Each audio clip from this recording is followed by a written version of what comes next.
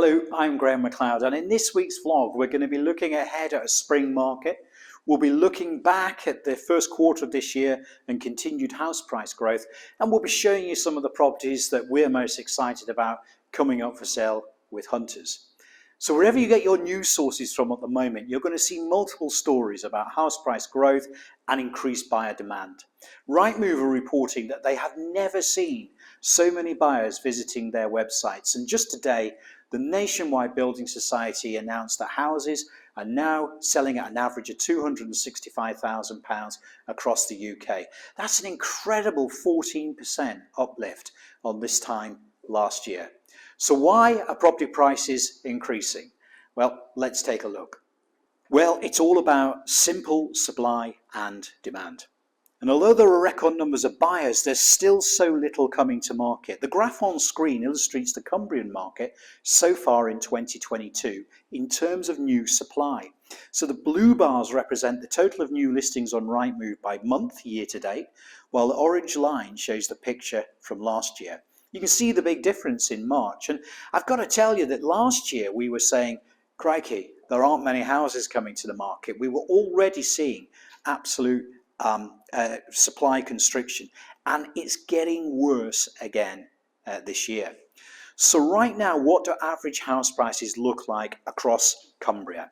And again, on screen we'll give you a bit of a snapshot of where the averages are in the major housing areas across our county. So keep in mind, the Nationwide said the average price for a house is £265,000 across the UK.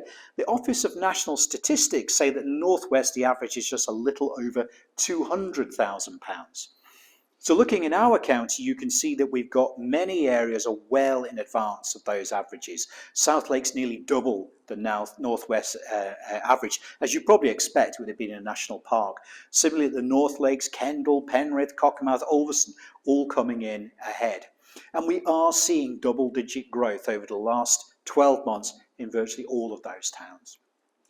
We can't show you the increase in Dumfries and Galloway where we sell in the Scottish borders because the Scottish data is taken from a different source.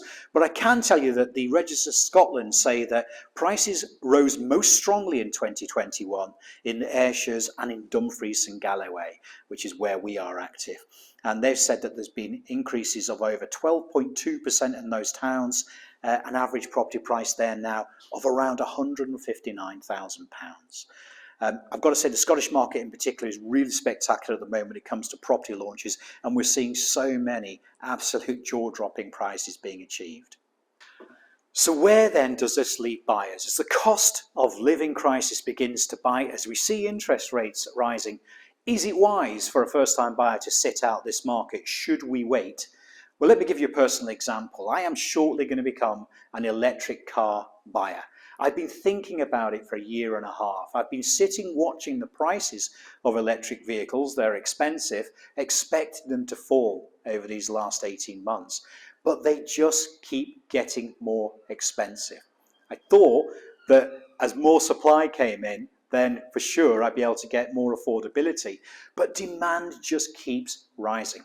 If you want a brand new car, you wait 12 months to 18 months. If you want to go and get a second-hand one, unfortunately the prices are even more expensive than the brand new equivalents.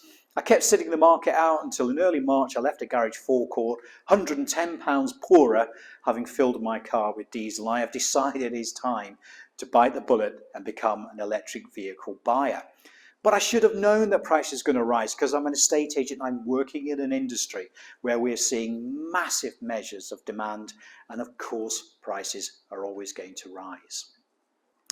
Okay, so let's take a little look at some of the houses that we're most excited about here at Hunters as we move into the spring market, and I've got 4 lovely houses to share with you.